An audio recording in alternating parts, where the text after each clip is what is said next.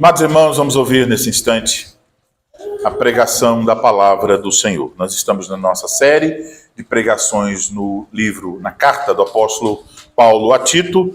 Hoje chegamos ao capítulo 1, versículo 8. Nós faremos inicialmente a leitura, capítulo 1, de versículo 1 ao 9. Tito, capítulo 1, versículo 1 a 9.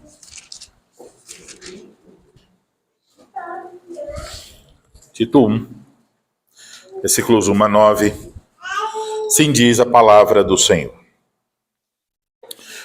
Paulo, servo de Deus e apóstolo de Jesus Cristo, para promover a fé que é dos eleitos de Deus e o pleno conhecimento da verdade segundo a piedade, na esperança da vida eterna, que o Deus que não pode mentir prometeu antes dos tempos eternos. E em tempos devidos, manifestou a sua palavra mediante a pregação que me foi confiada por mandato de Deus, nosso Salvador. A Tito, verdadeiro filho, segundo a fé comum, graça e paz da parte de Deus Pai e de Cristo Jesus, nosso Salvador. Por esta causa te deixei em Creta, para que pusesses em ordem as coisas restantes, bem como em cada cidade constituísses presbíteros, conforme te prescrevi. Alguém que seja irrepreensível, marido de uma só mulher, que tenha filhos crentes que não são acusados de dissolução, nem são insubordinados. Porque é indispensável que o bispo seja irrepreensível como despenseiro de Deus, não arrogante, não irascível, não dado ao vinho, nem violento, nem cobiçoso de torpe ganância. Antes, hospitaleiro, amigo do bem, sóbrio, justo, piedoso, que tenha domínio de si. Apegado à palavra fiel, que é segundo a doutrina, de modo que tenha poder tanto para exortar pelo reto ensino, como para convencer os que o contradizem. Agora o texto da pregação, especificamente o versículo 8. Falando do bispo, dizendo o que ele deve ser. Antes, hospitaleiro, amigo do bem, sóbrio, justo, piedoso, que tenha domínio de si. Vamos orar e pedir a bênção do Senhor.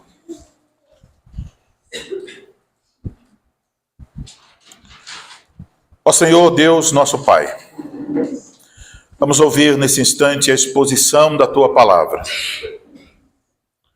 Queremos pedir a Tua bênção e graça sobre aquele que haverá de falar, para que não o faça de si mesmo, confiando em sabedoria humana, mas que dependa do Senhor e faça pelo poder do Espírito Santo, com toda a fidelidade, com clareza, buscando sempre a glória do Teu nome.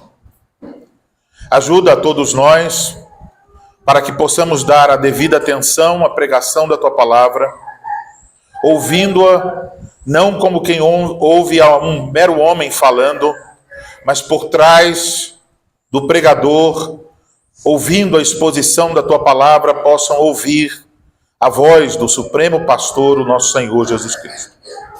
Estende a Tua graça sobre o Teu povo, faz com que a Tua palavra prospere em nosso meio, que ela nos corrija, nos oriente, nos console, nos anime e que estejamos encorajados para buscar no Senhor tudo aquilo que precisamos para praticar aquilo que ouviremos nesta manhã.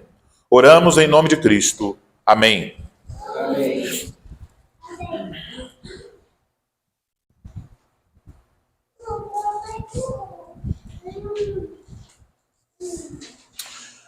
Amada congregação do Senhor Jesus Cristo, faz alguns domingos que vocês ouviram a seguinte pergunta: o que é realmente importante para que uma igreja cresça e viva de modo bíblico e saudável?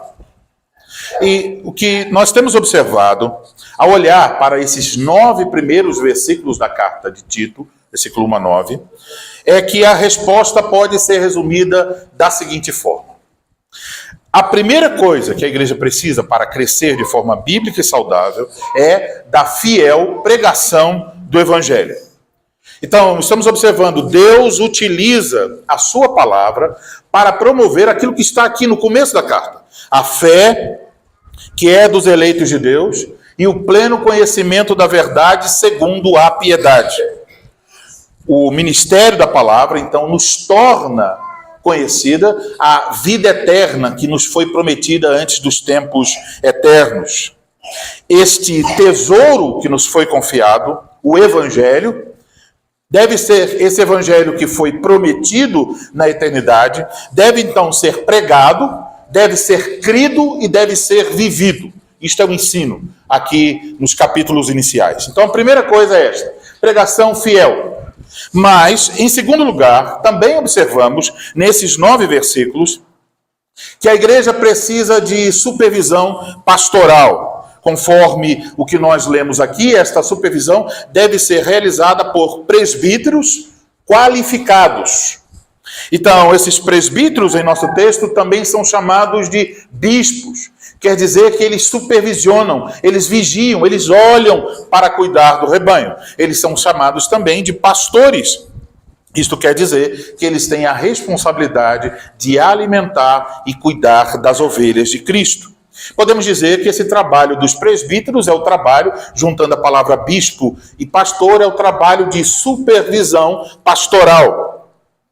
O trabalho de supervisão pastoral tem o mesmo objetivo da pregação, a saber, promover a fé que é dos eleitos de Deus e o pleno conhecimento da verdade, segundo a piedade, tendo em vista a vida eterna.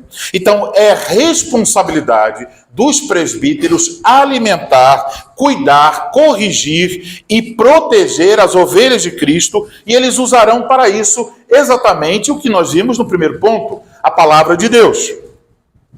Isso pode ser observado quando olhamos, por exemplo, para o versículo 9. Eles devem cuidar para que haja ensino fiel na igreja, eles devem ser homens que conhecem as Escrituras. Portanto, a pregação fiel e a supervisão pastoral, essas duas coisas que aparecem no início da carta, elas não estão separadas. Não é para escolhermos uma e negligenciarmos a outra. Então, o entendimento aqui é que a igreja possui um tesouro. Este tesouro é o evangelho da graça de Deus. Os presbíteros são os administradores, os mordomos, a palavra aqui, os despenseiros de Deus na administração deste tesouro, o evangelho. Isso quer dizer que os presbíteros devem supervisionar não só a pregação, então eles devem garantir que a igreja está ouvindo pregação fiel, mas também eles devem proteger a igreja contra ensino infiel. Se você olhar versículos 10 a 13, eles devem rechaçar os falsos mestres, mas ainda eles devem cuidar para que as ovelhas de Cristo apliquem em suas vidas o evangelho de tal modo que eles possam viver de maneira piedosa. E isso é o que você vai encontrar no capítulo 2 e 3 de Tito. Tudo aqui em Tito está conectado a esse início. Então veja, os presbíteros guardam o evangelho, evitam os falsos mestres, versículo 10 em diante, ensinam a igreja a piedade, capítulo 2 e 3. Portanto, amados irmãos, ao olhar para essas qualificações que são apresentadas aqui, nós não estamos olhando para um conjunto de regras moralistas que nós devemos cumprir. Nós não devemos nos aproximar desta forma, ou de uma forma curiosa. Mas o que fazemos aqui é que perceber que quando estamos olhando para essas qualificações, de certa maneira, ainda estamos olhando, estamos com os nossos olhos fitos no Evangelho. Temos esse tesouro, o evangelho da graça de Deus.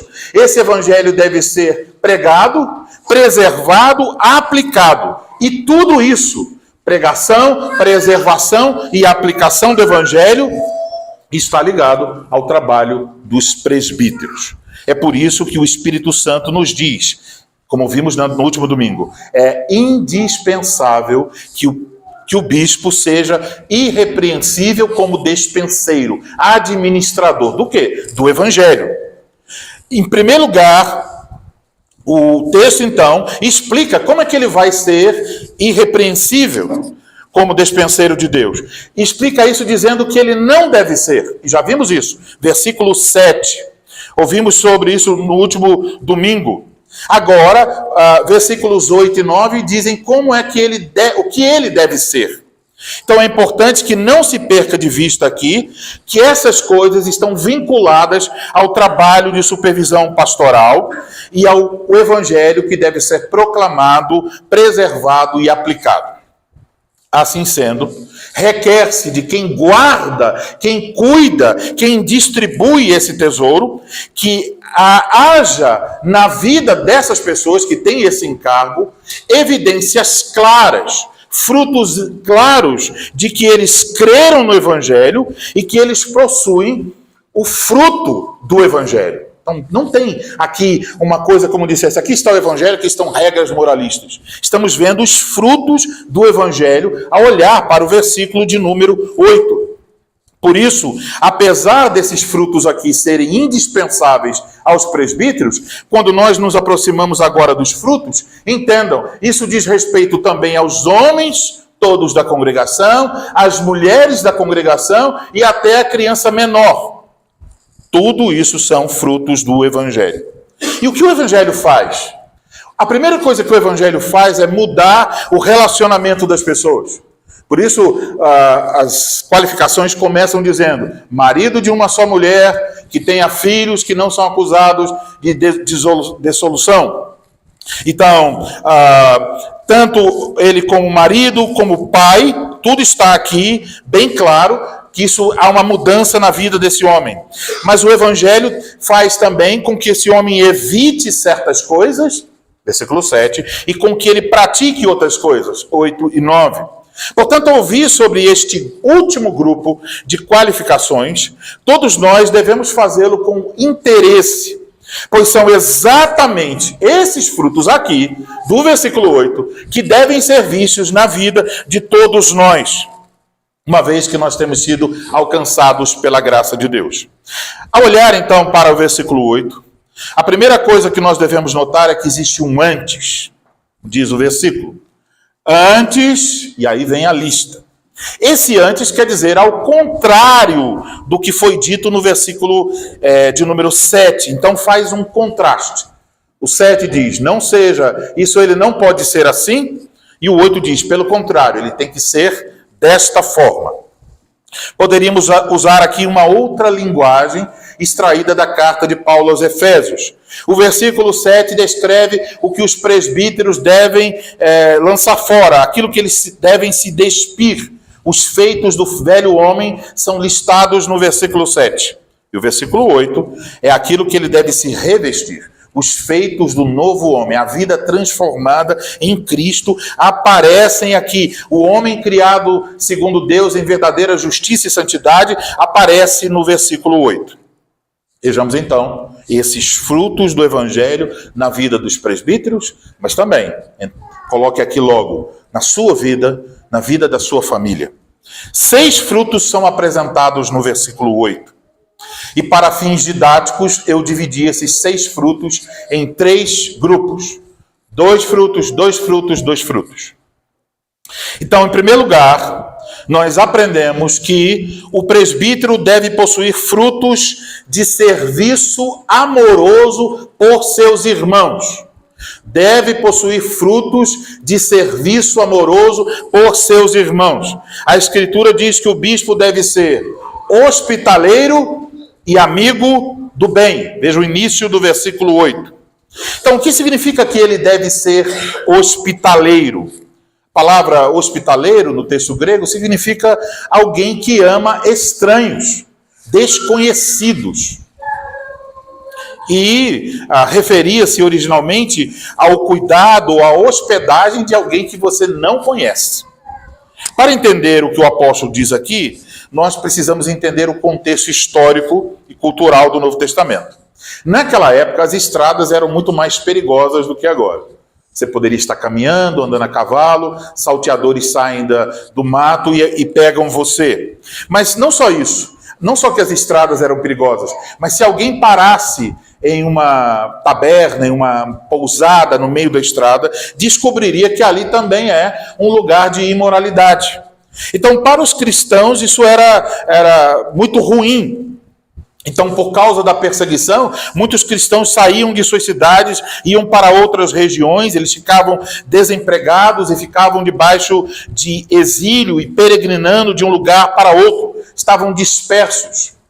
Assim sendo, era muito importante que houvesse pessoas cristãs dispostas a servir a igreja, recebendo em sua casa irmãos desconhecidos que estavam nessa situação, vindos de outra cidade. Outra questão importante é que as igrejas locais não tinham como hoje um lugar, um prédio para se reunir. Os cultos geralmente eram nas casas. E a pessoa que geralmente estava encabeçando esse oferecer da sua casa para o culto eram os presbíteros. Então eles tinham que ser um exemplo de oferecer sua casa para o local de culto. Agora, a hospitalidade que estamos vendo aqui, que deve ser requerida de um presbítero, ela não é restrita aos presbíteros.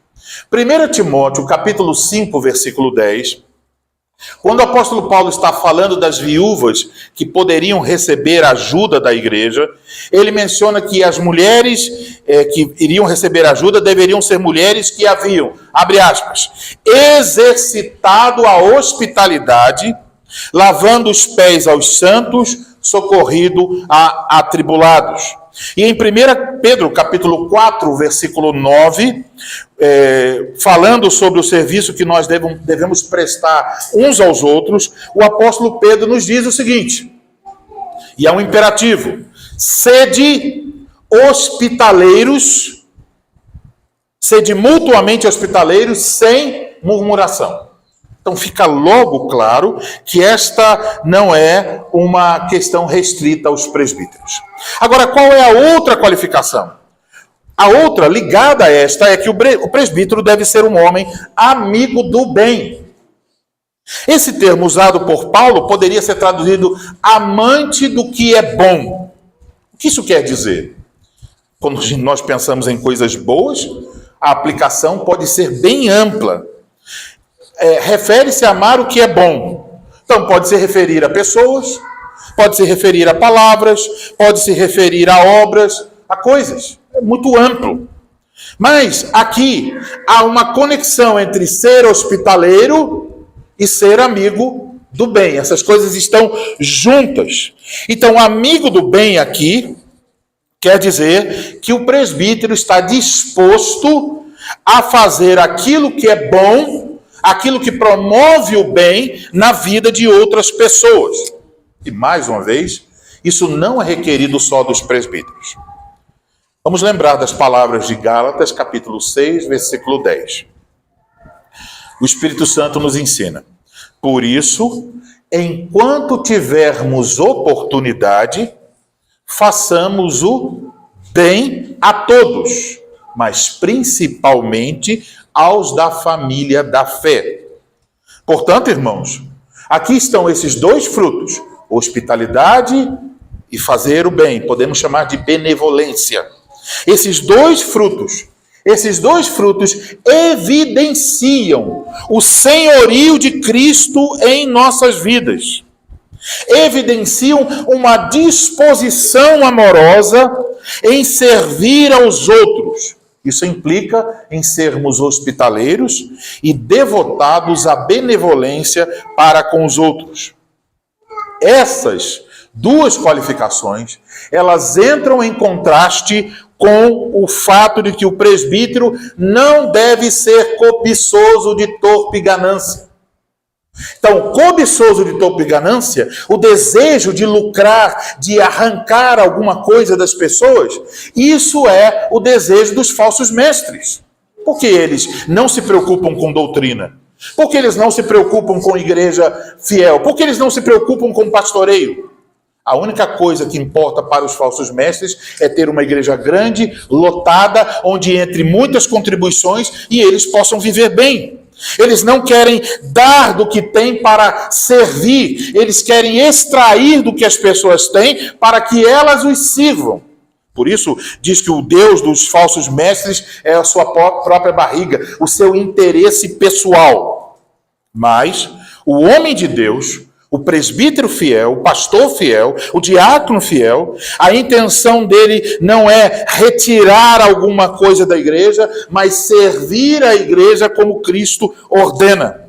Então, observe que no versículo 11, falando dos falsos mestres, diz: é preciso fazê-los calar, porque andam pervertendo casas inteiras, ensinando o que não deve, por torpe ganância, interesse.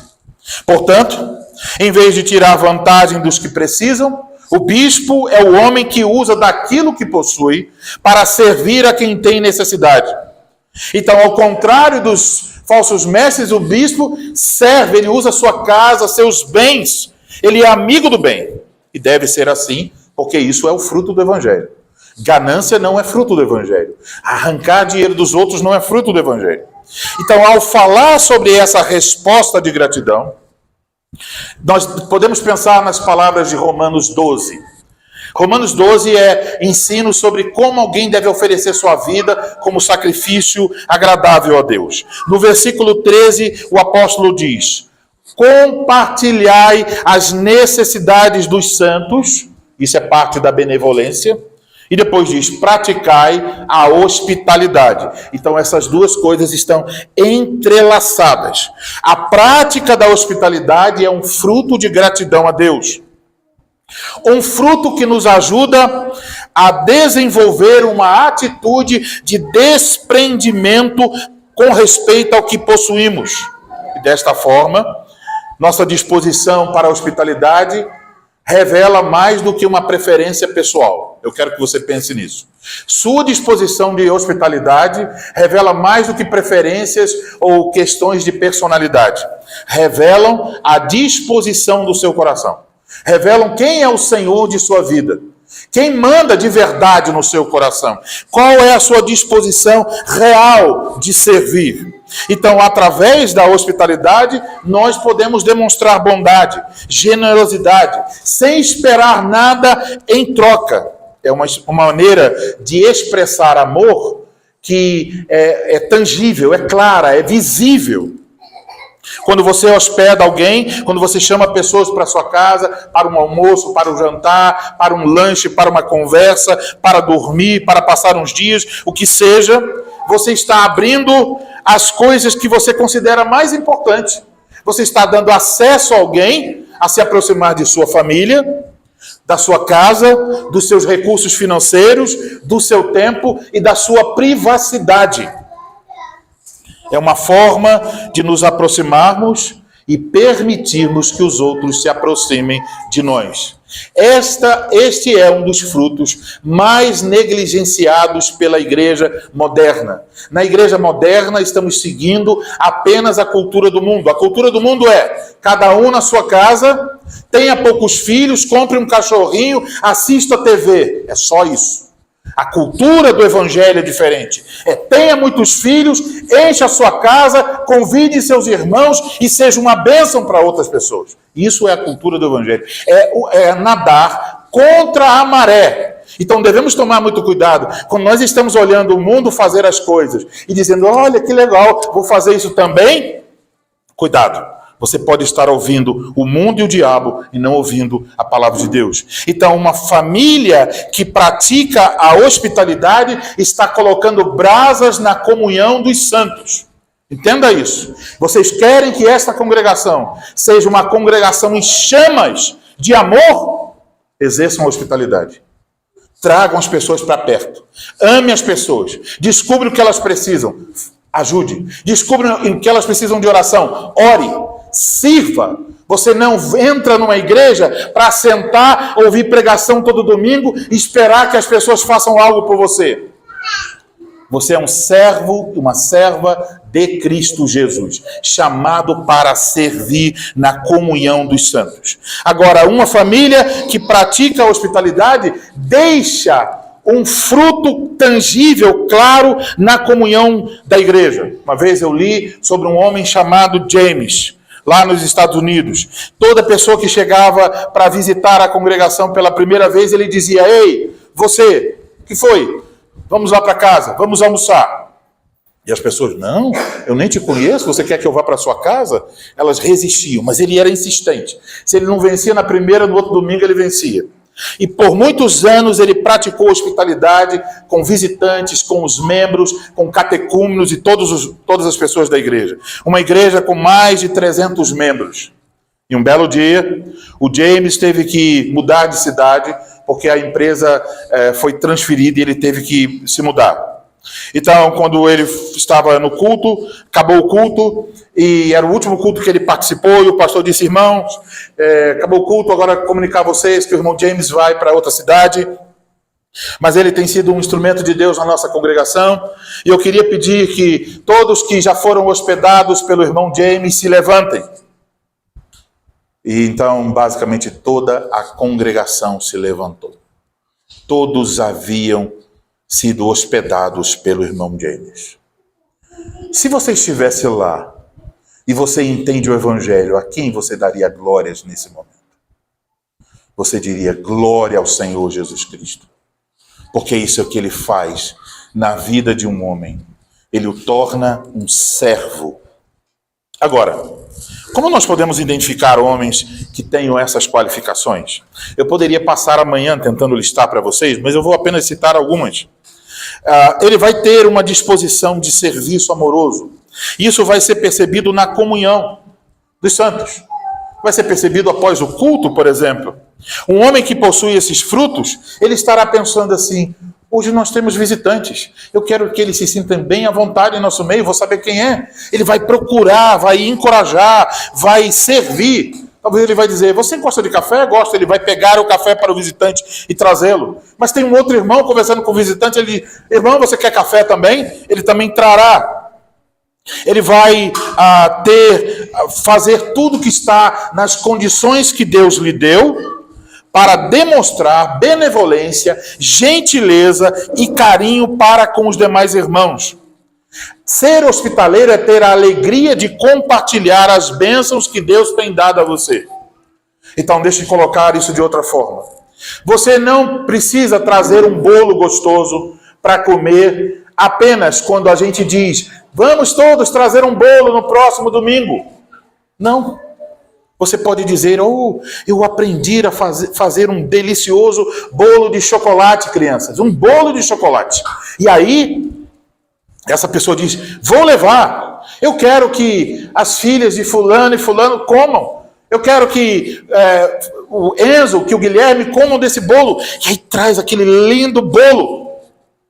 Como um ato de generosidade, de benevolência, de ver as crianças, os adultos se alegrando com o dom que Deus te deu. Isso é o evangelho. Não é quando nós chegamos aqui e fazemos: vamos anotar, dia do bolo.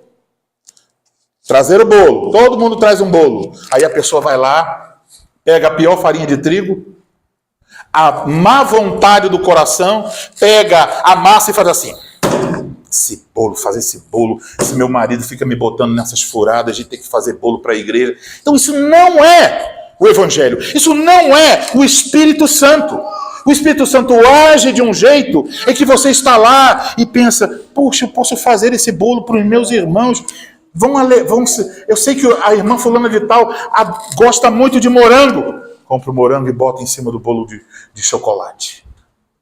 Então, quando nós temos esse amor e carinho uns pelos outros, Cristo é glorificado. Também, quando oferecemos o nosso lar para receber pessoas, não temos aqui ainda pessoas que moram muito longe, só temos um culto, mas pode ser que um dia nós tenhamos os 2 cultos e pessoas que moram longe. Imagine você dizer: irmão, fique na minha casa, para que você não precise ir embora para casa, você já fica para o 2º culto.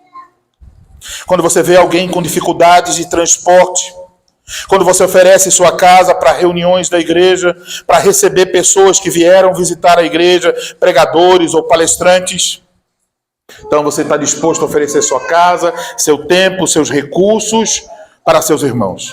Aqui está este fruto do evangelho, que deve ser visto na comunhão dos santos. hospitalidade e benevolência. Mas, irmãos, isso não é algo que nós produzimos automaticamente. Você tem que buscar isso. Você tem que buscar servir de forma intencional. Não só os bispos, não só os homens, mas todos. Na verdade, é muito difícil dizer que um homem possa ser hospitaleiro sem que sua esposa não esteja envolvida nisso também. Então respondam para si mesmos agora. O seu lar está aberto à comunhão dos santos? Você está intencionalmente procurando se aproximar das outras pessoas na congregação? E vamos fazer o teste de James. Se um dia você disser, pastor, eu tenho que ir para outro lugar, e eu dissesse assim, irmãos, fiquem de pé, todos que foram hospedados por esse irmão, quantas pessoas se levantariam na congregação para dizer, ele já me hospedou? Pense sobre isso. Em segundo lugar, aprendemos que o presbítero deve possuir frutos de sobriedade e de moderação. A Escritura nos diz que o bispo deve ser sóbrio e ter domínio de si mesmo. Então ele deve ser sóbrio. Sóbrio aqui é uma palavra que significa de mente sã, de mente sadia. Indica então alguém equilibrado, alguém organizado, controlado. Alguém que não se deixa dominar por impulsos repentinos. Então, um homem sóbrio é cuidadoso com o que ele fala, ele é cuidadoso nas suas decisões, nas suas ações, ele sempre está buscando a sabedoria de Deus e a sabedoria da congregação para viver de forma prudente. A outra palavra é domínio próprio. Isso se refere a alguém que consegue exercer autocontrole. Esse termo é usado para descrever, então, alguém que consegue dominar inclinações pecaminosas em si mesmo. Então, o bispo não pode ser alguém frágil, alguém sujeito a ser controlado por pessoas ou ser controlado por vícios.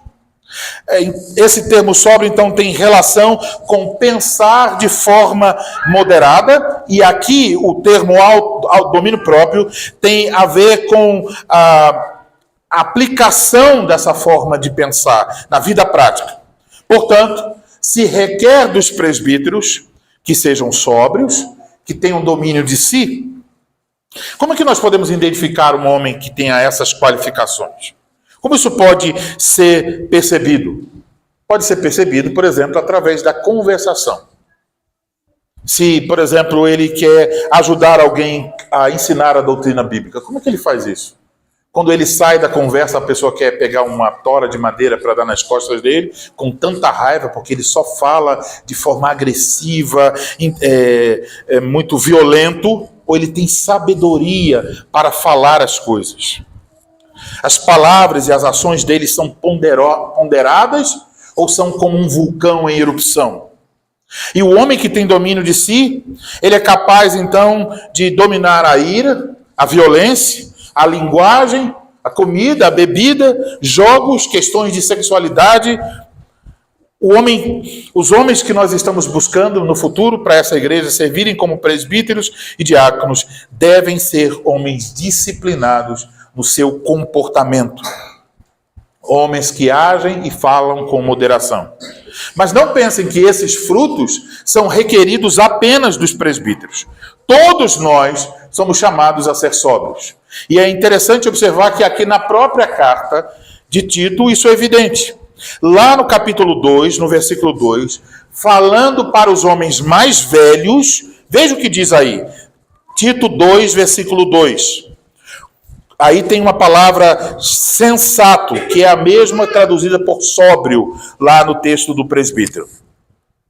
Quanto aos homens idosos, que sejam temperantes, respeitáveis, sensatos, sadios na fé, no amor e na constância. Sensatos aí é a mesma coisa que sóbrio. E no capítulo 2, versículo 5, olhe também. Ao falar para as mulheres mais velhas, o que elas devem ensinar às mulheres mais novas, o apóstolo diz que elas devem ensinar a serem sensatas, honestas, boas donas de casa, bondosas, sujeitas ao marido, para que a palavra de Deus não seja difamada. Portanto, quem deve ser sensato? Quem deve ser moderado? Todos na congregação. A respeito da outra qualificação, que tenha domínio de si, vocês devem lembrar, autocontrole, domínio próprio é um aspecto do fruto do Espírito em Gálatas 5:23.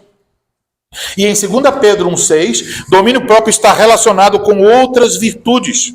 Portanto, nós somos chamados a não nos deixar ser controlados por nada, mas a termos o autocontrole. Quanto a isso, você pode responder a si mesmo. Faça essa pergunta agora. Existe em sua vida alguma área que está fora de controle? Que você não consegue dizer, eu não consigo resistir. Existe em seu coração algum ídolo que domina você e que você considera aquela coisa mais importante de tudo?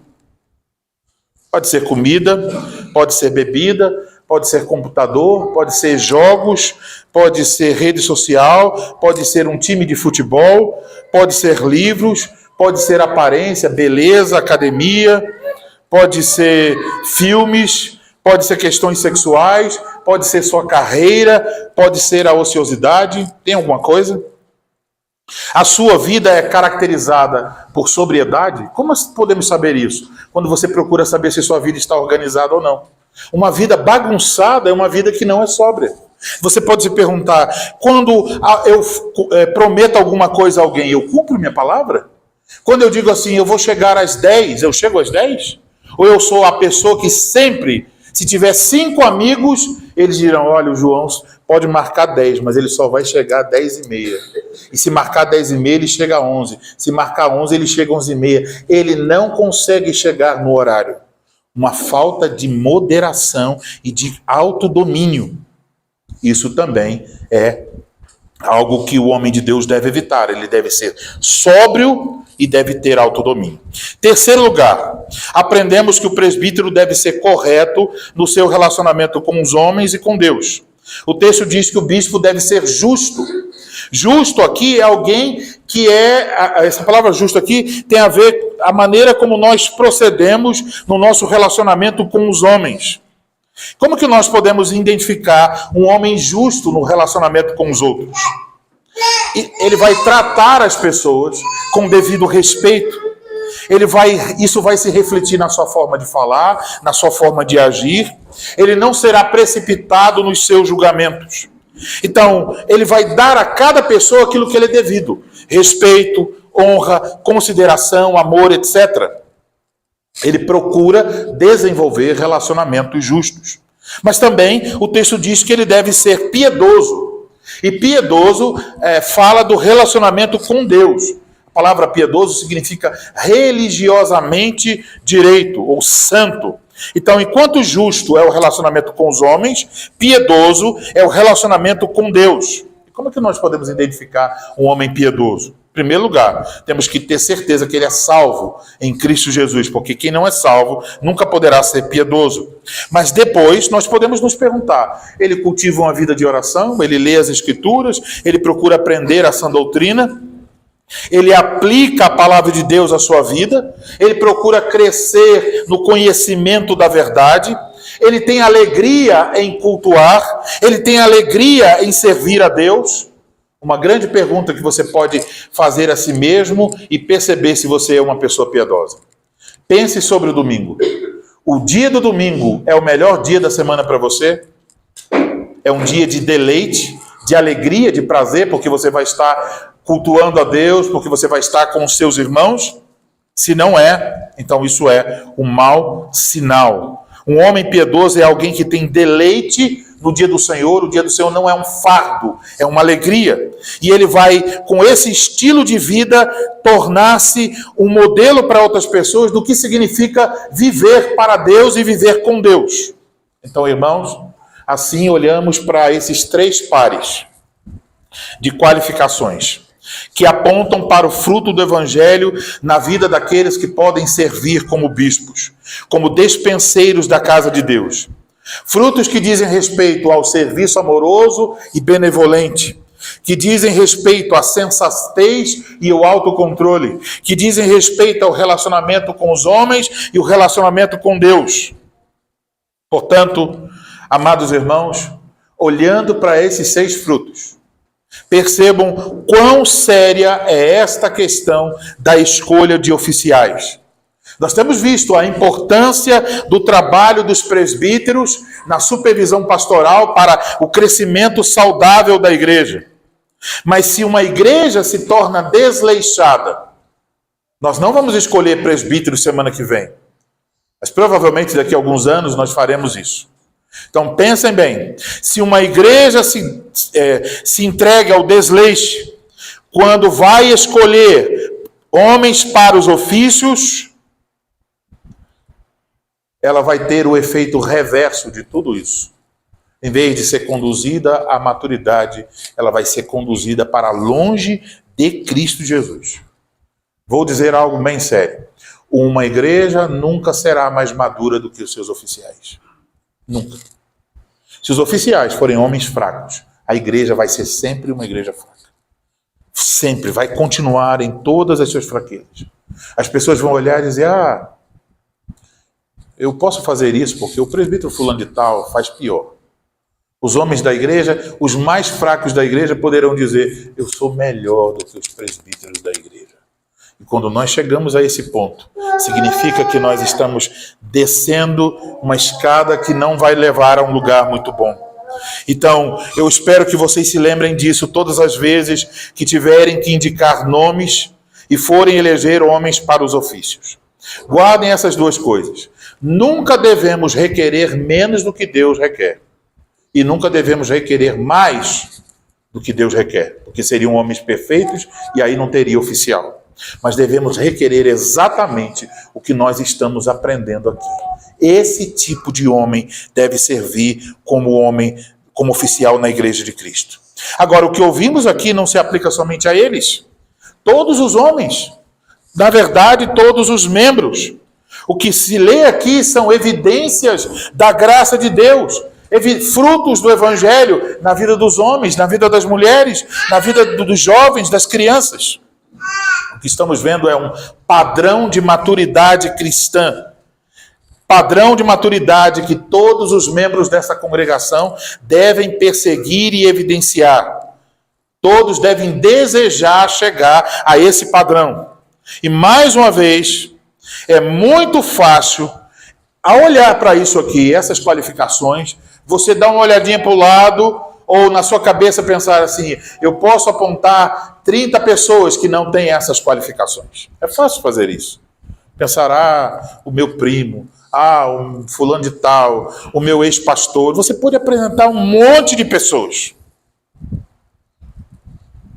Mas a pergunta é, quantos de nós podem dizer, eu estou vivendo esses frutos na minha vida? Deus tem feito isso no meu lar, no meu casamento, na minha família, nos meus filhos. E essas qualificações, então, são um chamado, especialmente, principalmente para cada homem desta congregação, para que busque a graça de Cristo, para que use os meios que Cristo dá, para você se tornar um homem mais maduro em Cristo Jesus. Amados irmãos, lembre-se disso. Cristo nos resgatou, não para sermos meninos inconstantes, mas homens segundo a estatura de Cristo. Portanto, nós devemos, como igreja, desejar que cada homem desta congregação, não só os que estiverem no ofício, mas todos os homens, sirvam como pastores e bispos dentro de sua própria casa, como homens maduros e qualificados. Lutemos, ajudemos uns aos outros, oremos e peçamos a graça de Cristo. Oremos sempre também pelos presbíteros, pastores, diáconos, para que Deus lhes dê graça de viverem o evangelho. Oremos pelo futuro da igreja, pelos futuros homens que serão escolhidos para serem presbíteros aqui. E confiemos, acima de tudo, no Senhor Jesus Cristo, para crescermos em maturidade. Cristo, o homem perfeito, em quem todos esses frutos podem ser vistos de maneira clara e perfeita. Ele, e somente Ele, é a garantia de que nós podemos viver dessa maneira. Por causa dele, nós podemos frutificar para a glória dele. Por causa dele, nós temos o Evangelho e os frutos do Evangelho. Por causa dele, nós podemos ouvir a pregação fiel todo domingo. E devemos também desejar pelos mesmos frutos desta pregação. Que Deus nos conceda a graça de que assim aconteça. Amém.